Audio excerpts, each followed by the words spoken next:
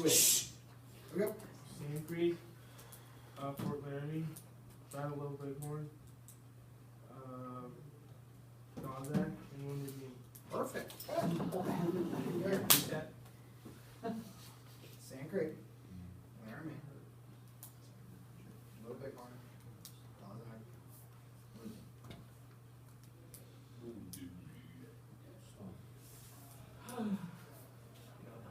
You ready, Quinn? No, how many have you? What? A lot. The best game of my life. Oh, Oh, ever happened again. Well, I didn't have any. Ow! Floaters.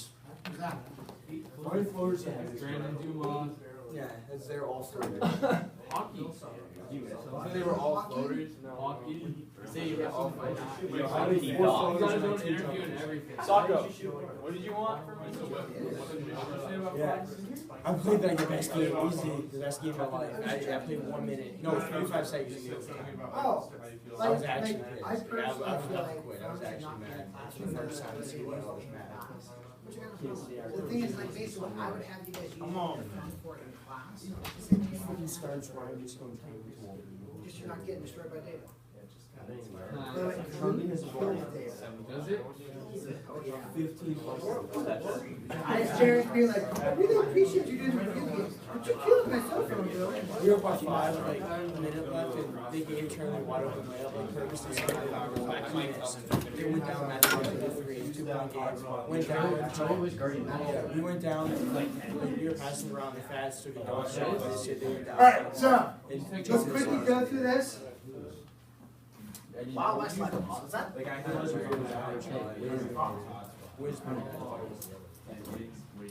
Where's Charlie missed some hard shots? Alright, so, there's some things about the Wild West that really don't get discussed that much, and I want to show you some kind of interesting things. So, the one thing is this, sod homes, because they didn't have, like, get that term down, because they did not have a lot of wood in the Midwest, not a lot of trees in the plains, they had to make their pioneer homes in the Homestead Act out of literal dirt.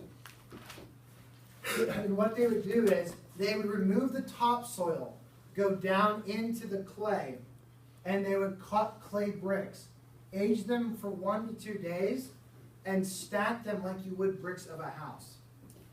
And that would be people's house. Okay? Now, they didn't have this forever, but basically for the first maybe a year or two, they would be living in these homes. Yes, there's bugs in them. Yes, there's snakes in them. Okay, not really a good idea. What Native American region used clay houses? You remember what region? The Mayans. Mayans are in Mexico, not in the United States. What was that? Oh. Southwest. Southwest. Again, that's in Mexico. Okay, problem there. Southwest region used the Pueblo houses. So same concept, just they don't have the proper red clay for that. This house is pretty big. Check out that. It's all done by dirt. Really? Yeah, all done by dirt. And what they did was they put grass. The grass topsoil was the roof, and topsoil wicks off the rain.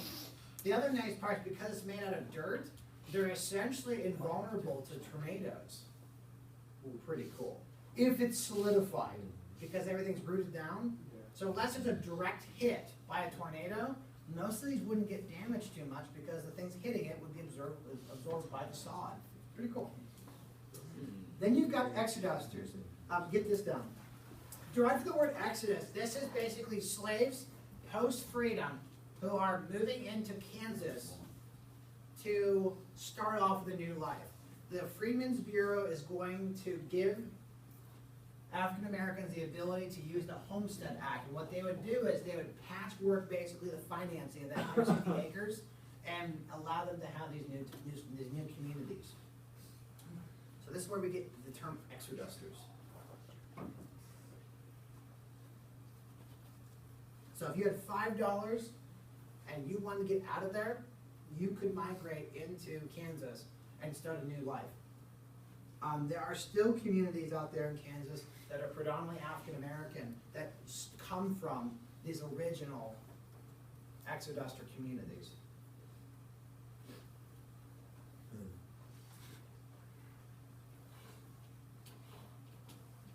So if you remember from the sharecropping game, the ability to then go west, that was one of their chances of basically to go west. Starting in the 60s and 70s, it becomes kind of a primary stay. The other thing is, and this, oh, go ahead. Yeah. One of the most important things that happens out west is something that you absolutely need, and it is self-defense. These are the three primary weapons of the Wild West era. You don't have to know these per se. If anyone's ever heard of a peacemaker, that's the 45 Colt right there. Okay. What it is if you look right here, there's a pin. You pull the pin out, the cylinder rolls out. You can then put in the shells. It's now a shell. Okay. You're then going to roll that back in and release the pin, and basically you're ready to reload. 38, the 38 revolver basically has a flip that you can then reload it. This is where we get the idea of a moon clip. Anyone know what a moon clip is? Is that the auto revolver where you can just? Right. So you basically ejects the rounds, and with a moon clip, which basically has the cylinder prepped, you just load all of the shells in at once instead of doing it individual. Okay. This is the most famous gun of the Wild West. This is supposedly the gun that settles the West, is the 1887 Winchester repeater. You can put up to 12 rounds in the tube, and more or less every time you pulled the lever back, a shell went in and flung out the top. Pretty powerful. Improving agriculture, like you get this done, is the Morrill Act. This is made passed in 62 and 1890. This is going to create a lot of major agricultural inventions over time. One of them being is what you see there, barbed wire.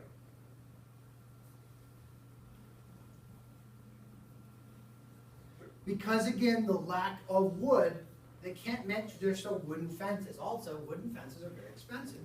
So out west, they're going to adopt the idea of having barbed wire fences.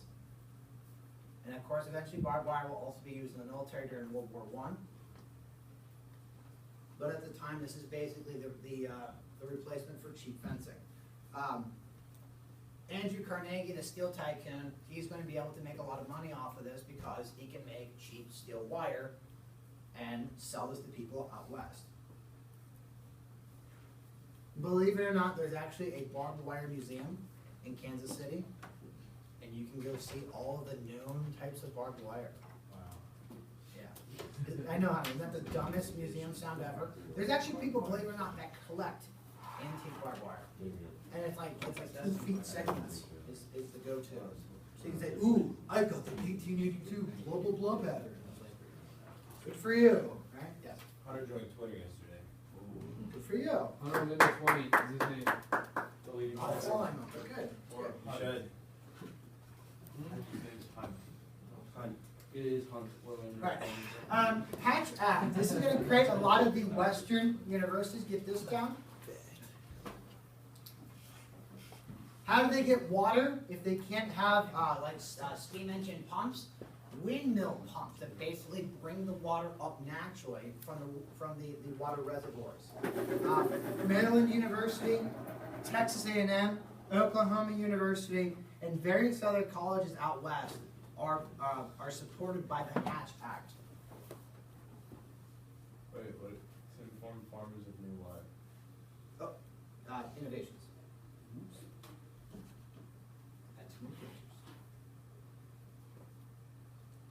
Oh,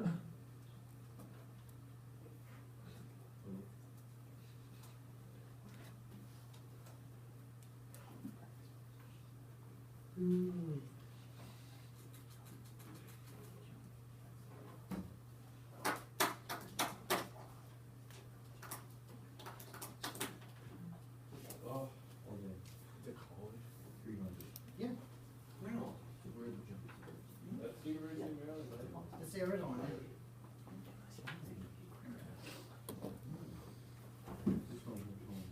Go Terps.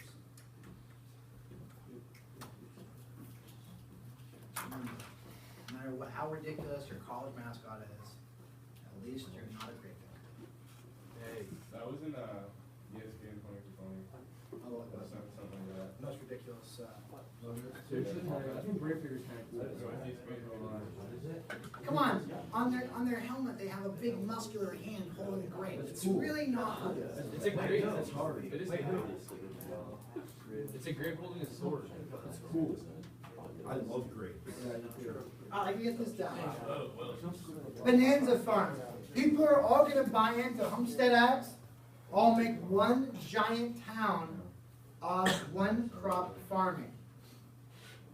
So those massive farms you think of in the Midwest of just corn or just wheat creating the breadbasket of the United States are known as bonanza farms. The downside is one blight, one natural disaster, one tornado, one drought, and the entire town is gonna suffer. But this is what they look like, these massive, humongous farms. So the whole town would then be in charge of growing and maintaining these fields. Even the 1950s TV show, Bonanza, which had nothing to do with farming. Illegal $1 Three piece of pizza for $3 instead of a few pieces of pizza, 75.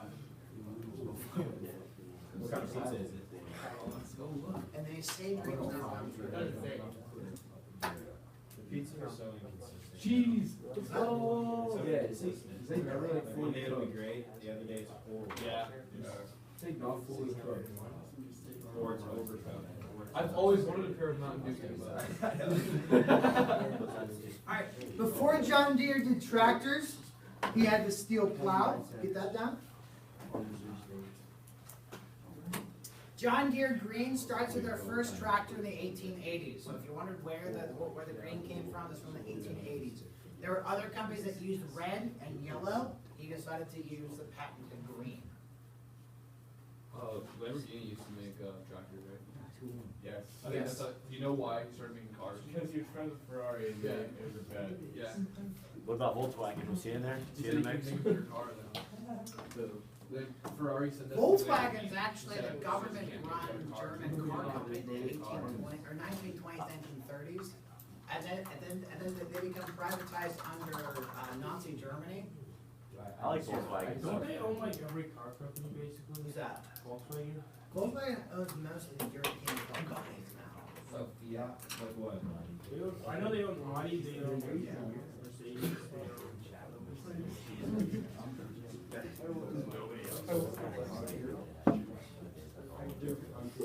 Okay? Alright. Cowboys, we talked about this earlier. Here's the chaps. Okay, yeah. Like to get cattle drives down, American Fun Express. Cattle drives. This is what cowboys' jobs actually were, was to drive cattle, usually from down south, Texas, Oklahoma, and move them into Nebraska, Colorado, things like that. If you've ever watched the movie Open Range, as what Robert Duvall and Kevin Costner in it, that's probably a pretty good example of what happens with these cattle drives and also what could happen. One of the big issues that happened was this. Like for instance, this is, oh boy, here comes my bad version of Texas. Well,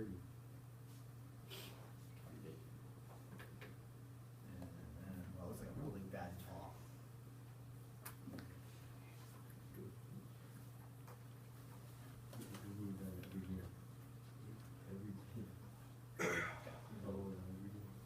So the issue is this, if the railroad tracks are here, okay, and you've got a big herd of cattle here, you've got to move them across the country to get them to these train cars. The problem here is this, when you're moving these large 100,000 plus heads of cattle up north, the issue is you're moving through everyone's property, everyone's territory. Now, earlier, it was actually accepted to just go through people's property. The thing was you did not want to stop and have your cattle feed in those areas because you're taking grass and you're taking food away from their cattle. And what starts coming out is cattle wars, where more or less people in every major area would try to fight you and steal your cattle away because you're now on their property. And this becomes really infamous with a guy named Billy the Kid. Billy the Kid is a real person. He's ugly as sin. Here's his only photograph. What the? Oh, hey there, Billy. He is, yes. Billy the Kid, okay, so when Billy the Kid was 16, he joins a cattle ranching company. And what happens is in Arizona, two cattle ranching companies start competing for the same cattle and the same land. And he gets into his company versus his company get into a big war. His company's boss, who's English, gets shot and killed. And this one starts the war. He then becomes basically the most prominent person of what's known as the Regulators. That was their gang name, the Regulators. And there's some like really notorious things that happened. From the age of 16 to when he dies when he's 19, he killed over 60 people for sure in this war. My favorite story for him is he's at this bar. Someone from the other rival gang comes in and starts beating him up. And just as the guy gets up to think like man, I really showed him, he pulls out his revolver and blows his jaw off, kills him. And the other one he does, he gets captured then by the sheriff because of this murder. And he has really, really small hands and wrists. And he can get out of almost every handcuff of the era. And so the sheriffs thought, oh, we'll just leave him in the cell overnight. He gets out of his cuffs, picks the lock, and the sheriff deputy is coming up the staircase, grabs the deputy's shotgun, and he goes, the most like legendary thing out west, he goes, "Hello, Bob," blows him apart. Goes to the sheriff's house. How does anybody know? Goes to the sheriff's house, shoots the sheriff, escapes off the sheriff's horse, goes away for another year. But then they finally get him. As what happens is, they then find out that in southern Arizona, he had a girlfriend. And what they do is, they capture the girlfriend and her mother. And what happens is, they had they had three sheriffs inside the house in the middle of the night. Billy the Kid comes into the house, and what they did was, they had the girlfriend say something, and he walks into the room and they kill him. And yeah, pretty crazy life he has. What do you think she said? Yeah. He's young. He was young. So the girlfriend. What's that? No, the girlfriend was threatened to like get killed, but she didn't say something. How old was he when you were only 16? From 16 to 19, within 3 years. Pretty crazy. Yeah. Yeah. The sad part is this: if the war didn't happen, he wouldn't have been seen as an outlaw. But because he was basically trying to revenge what happened to his boss, he becomes this most notorious outlaw. Yeah. A year ago, someone found a second photograph, potentially of him, because if you see his ugly cardigan sweater he's wearing, they see another photograph of someone also wearing a sweater. But let's be honest here. Who the heck in Arizona is wearing a sweater, right? And so they think that the other photograph might be him. If that photograph is found to be 100% true, that is a, ready for this, $5 million photograph. Because it's Billy the Kid. What's that? Because he's cool. Think about it. There's movies about him. There's cartoons. There's comics. He's this legend of the West.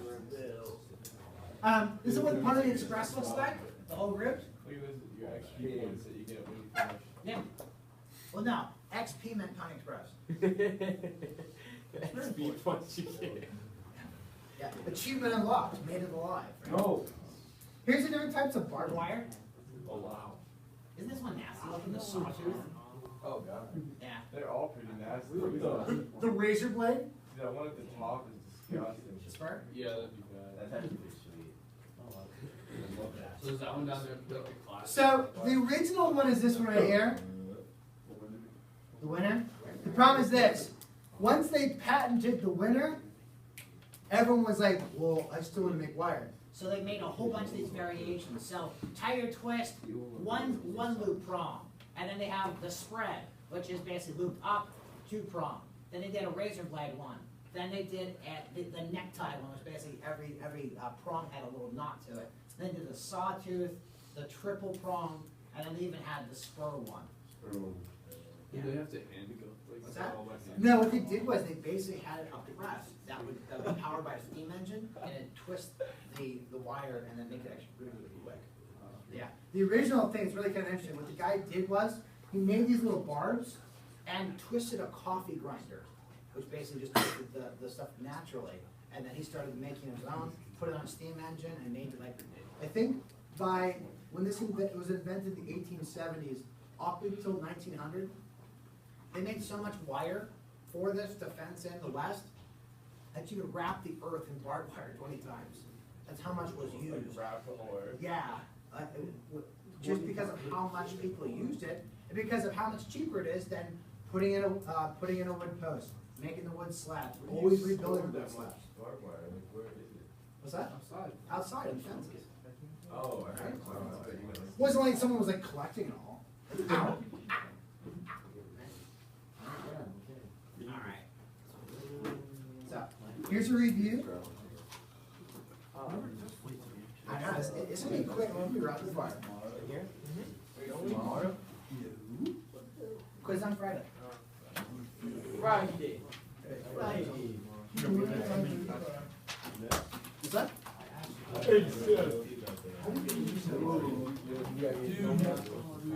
Yeah.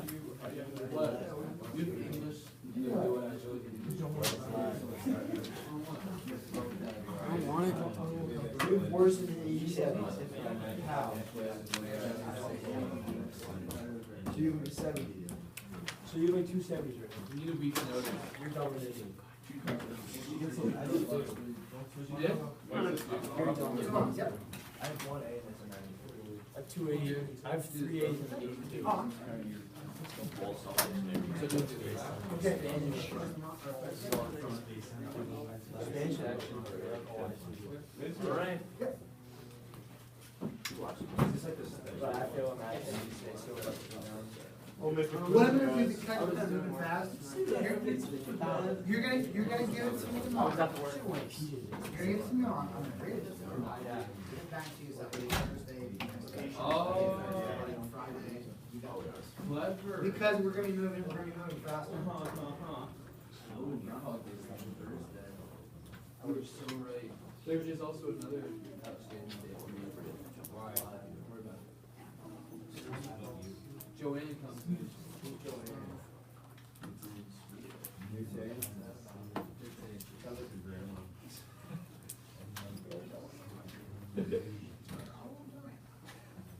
Where's she from? Pittsburgh or something? Juice stop. Oh. Hard. My bad, bro. Why don't you give it Joanne? That's an awful name. I was too.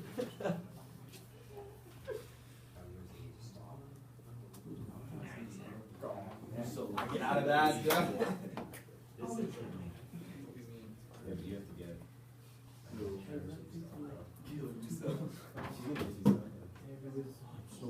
Hi. Oh my. What? Dude. What are you talking about?